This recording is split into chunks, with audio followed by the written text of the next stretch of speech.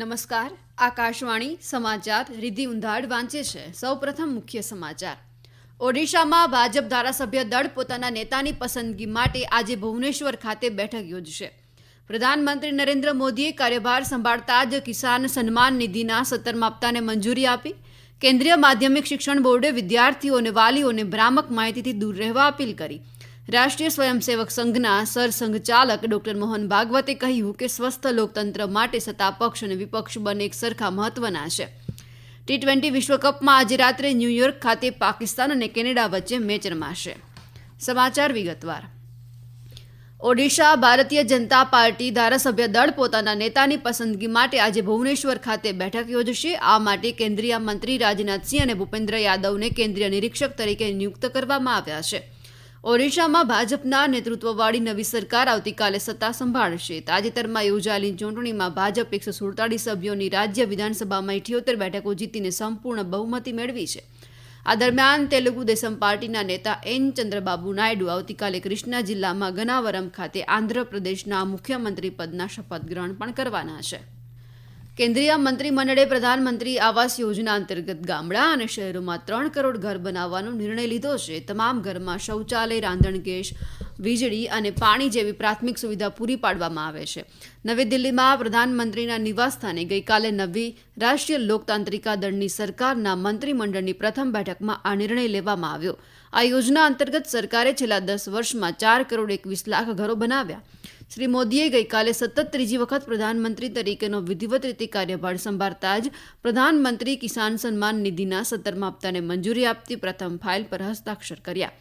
આનાથી આશરે 9 કરોડ 30 લાખ ખેડૂતોને લાભ થવાનો છે. શ્રી મોદીએ કહ્યું, નવી સરકારનો તેમનો પ્રથમ નિર્ણય ખેડૂત કલ્યાણ માટે સરકારની પ્રતિબદ્ધતા દર્શાવે છે.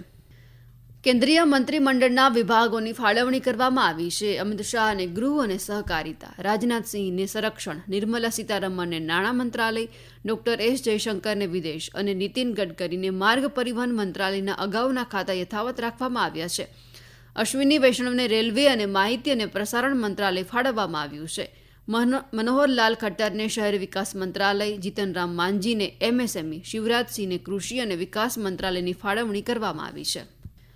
કેન્દ્રીય માધ્યમિક શિક્ષણ બોર્ડે એક માર્ગદર્શિકા જાહેર કરીને વિદ્યાર્થીઓ અને વાલીઓને શૈક્ષણિક સત્ર 2024-25 માટે અભ્યાસક્રમ, અભ્યાસ સામગ્રી અને નમૂનાના પ્રશ્નોપત્રો અંગે મળેલી ખોટી માહિતીથી વાકેફ રહેવા અપીલ કરી છે.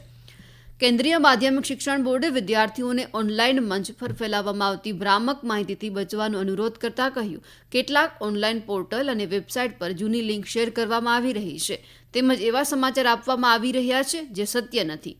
એમ પણ કહેવામાં આવી રહ્યું છે કે અનધિકૃત સૂત્રો તરફથી આપવામાં આવેલી માહિતી ગેરમાર્ગે દોરનારી હોઈ શકે છે તેમજ શાળાઓ, વિદ્યાર્થીઓ અને વાલીઓ અને અન્ય હિતધારકો વચ્ચે બિનજરૂરી મૂંઝવણ ઊભી થઈ શકે એમ છે. બોર્ડે વિદ્યાર્થીઓને માત્ર અધિકૃત અને અપડેટ માહિતી માટે CBSE વેબસાઇટની મુલાકાત લેવાની સલાહ આપી છે. રાષ્ટ્રીય સ્વયંસેવક સંઘના સરસંઘચાલક ડોક્ટર મોહન ભાગવતે કહ્યું કે સ્વસ્થ લોકતંત્ર સત્તાપક્ષ અને વિપક્ષ બંને એક સરખા મહત્વના છે. રાજનીતિ સર્વસંમતિથી ચાલવી જોઈએ. શ્રી ભાગવત ગઈકાલે નાગપુરના રેસીમબાગ ખાતે સંઘ શિક્ષા વર્ગ અને કાર્યકર્તા વિકાસ કાર્યક્રમના સમાપન સમારોહમાં સંબોધી રહ્યા હતા. ડોક્ટર મોહન ભાગવતે દેશમાં વિવિધતાના મહત્વ પર ભાર આપતા કહ્યું, વિવિધતામાં એકતા જ આપણી ઓળખ છે. આપણે એકબીજાની ધાર્મિક ભાવનાઓનું સન્માન કરવું જોઈએ. આ સમાચાર આપ આકાશવાણી પરથી સાંભળી રહ્યા છો. આ સમાચાર આપ અમારી YouTube channel air news Gujarat પર પણ સાંભળી શકશો. વધુ સમાચાર માટે આપ અમારા ટ્વિટર હેન્ડલ airnews_abd ને ફોલો કરી શકો છો. ભારતીય અંતરિક્ષ સંશોધન સંસ્થા ઇસરોએ મે મહિનામાં મોટા ચુંબકીય વાવાઝોડા દરમિયાન આદિત્ય L1 ઉપગ્રહ દ્વારા લેવામાં આવેલી સૂર્યની અદ્ભુત તસવીર જાહેર કરી છે.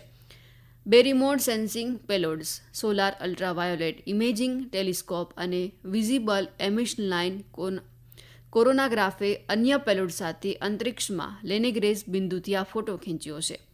ઇસરોએ કહ્યું કે આ તસવીર ખગોળશાસ્ત્રીઓને સૌર જ્વાળાઓ, તેમના ઉર્જા વિતરણ, સનસ્પોટ, વ્યાપક તરંગ અને લાંબા ગાળાની સૌર વિવિધતાનો અભ્યાસ કરવામાં મદદ કરશે. આ તસવીરો ઇસરોની સત્તાવાર વેબસાઇટ પર પણ આપણે જોઈ શકીએ છીએ.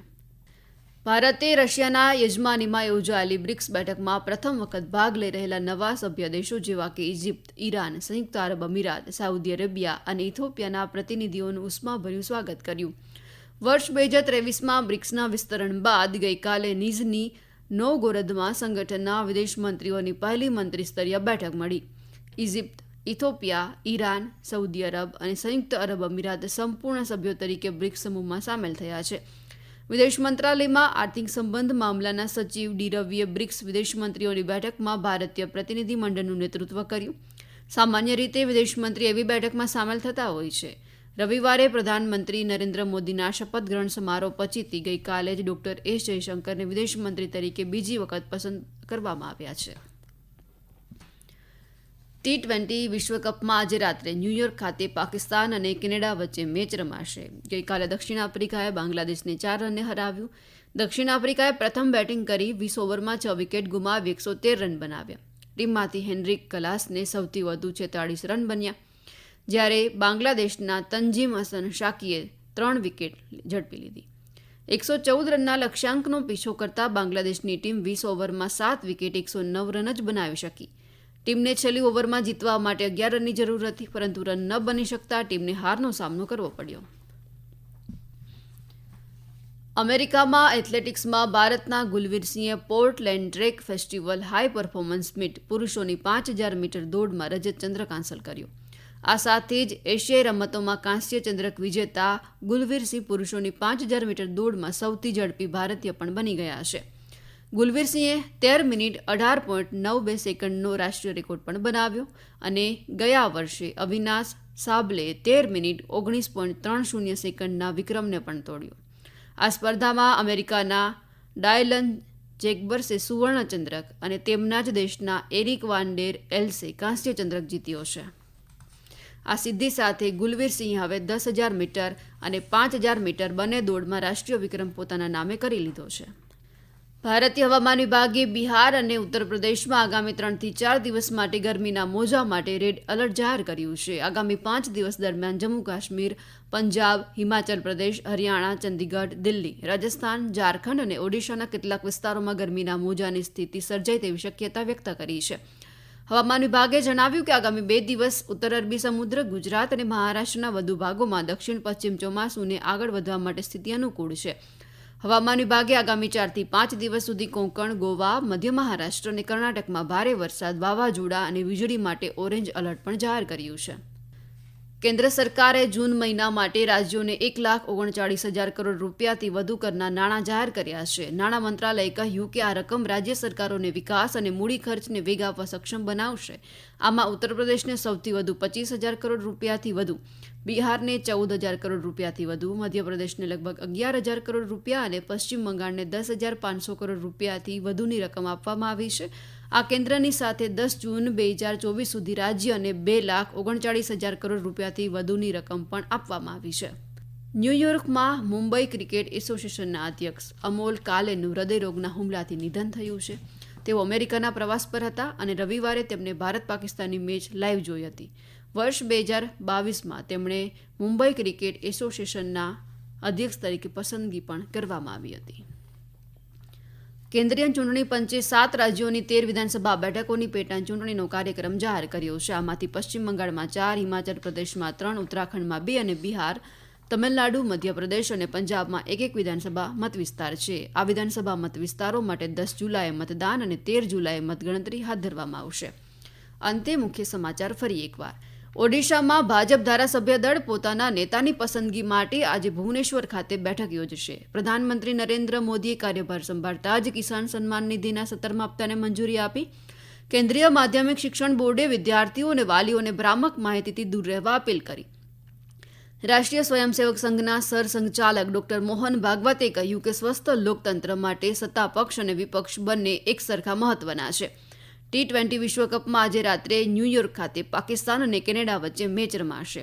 આકાશવાણી પરથી સમાચાર પૂરા થયા. નમસ્કાર.